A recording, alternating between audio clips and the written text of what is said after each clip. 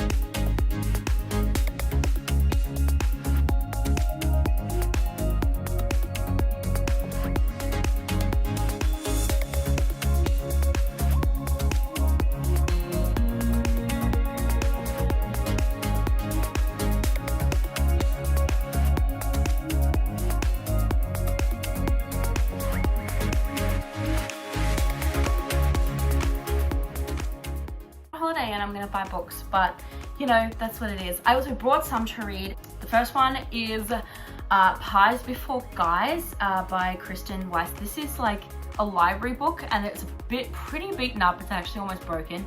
I'm about halfway through and I'm really enjoying it, but it wasn't giving me holiday beach summer feels. So I've sort of stopped about halfway. I'm really enjoying it though. It's actually a really cute little story. Next one I actually lent to my dad because he forgot to bring a book while he was here, and it was called Sail Away by Celia Imrie. It's about two older gals who happen to meet on a cruise ship, and from the things I've heard from my dad, it's actually a mystery involved in there somewhere. I am on my official last day of holiday now that I am filming this, so I don't know if I'll get around to reading it, because I picked up probably the biggest book that I brought with me on my trip to read, which is A Family of Strangers by Emily Richards.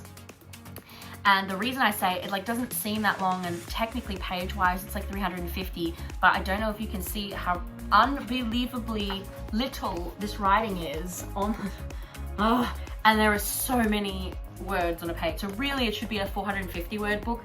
I am again about halfway. It's really good. A sister gets pulled in for her nieces, her two nieces, to look after them. They are very little and she has to look after them when her older sister tells her that she has a problem and she has to come try and help at the beach. So they live in Florida, I believe. I wasn't expecting to actually quite like it as much because it sounded more like a drama, and I'm not usually like dramas, but it's actually really good. So props for that book. The Shelley Beach Writers Group, which is by June Loves.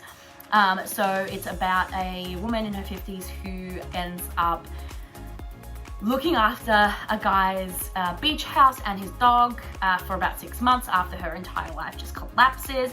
And for me, I think what I didn't enjoy, I read some of it, probably the first 20 pages, and I just didn't enjoy the writing style. I didn't like the way things were unfolded. I just wasn't feeling it. I wasn't as beachish as I was expecting and hoping for. The last one, actually, that I totally had forgotten, it's already packed, so I can't show it to you, but I will put a picture of it up anyway, is about a treasure ship which was found off of a coast, and two people who are sort of down on their luck, a museum dude and a pirate ship tour guide or something like that, both sort of want this treasure and they're both eyeing for it. So now to the really exciting part, what books I've actually bought.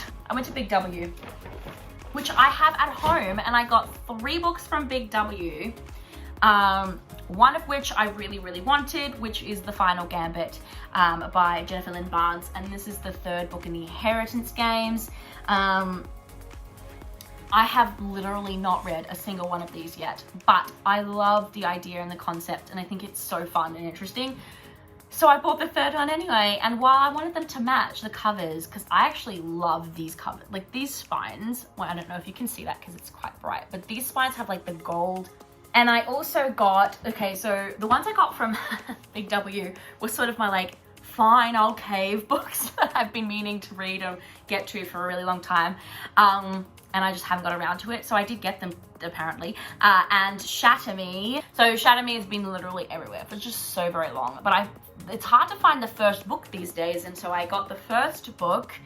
I did borrow it actually from my electronic library, and I really enjoyed it. And I ended up DNFing, not because I didn't like the book, just because I was running out of time when I was reading it. So I did actually want to finish it because I found the writing I thought was really beautiful. I did buy it so that like I can get around to reading it when I have a chance. And the last one I got from Big W was also another fine, I'll finally read one of these books, and it's Daisy Jones and the Six by Taylor Jenkins Reid.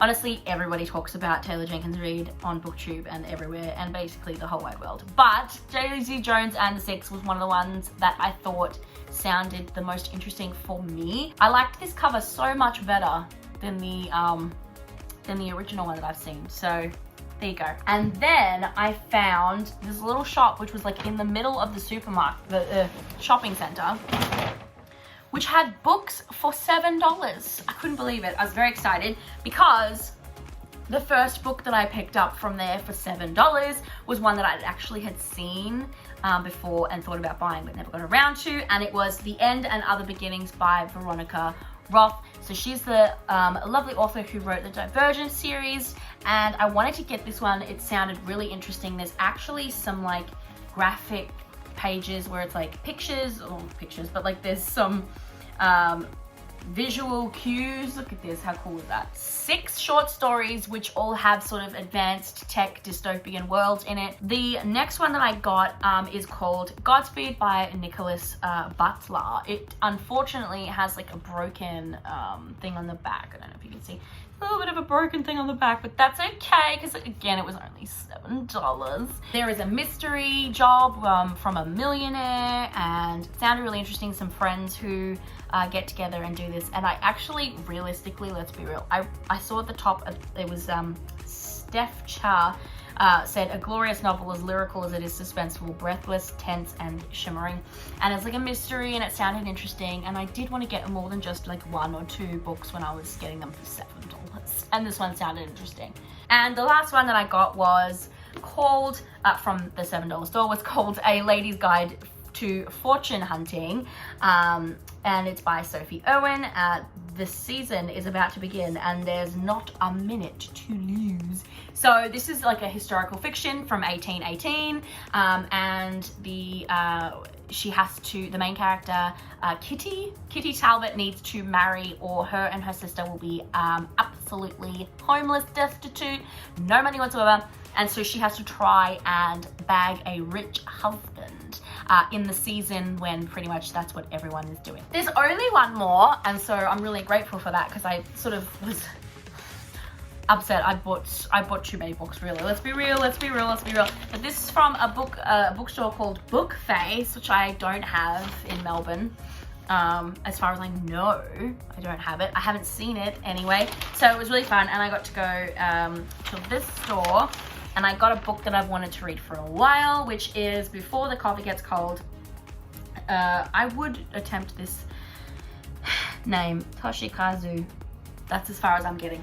But as far as I'm aware, this is sort of about, I think, is it four people who go to a cafe, and at this particular cafe, you end up being able to travel back in time. So it was translated from Japanese by Jeffrey Trusselet.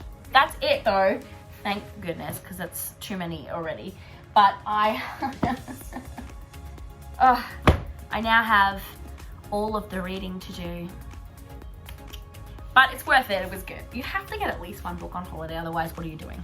What are you doing with your life? So I'm gonna go enjoy my last day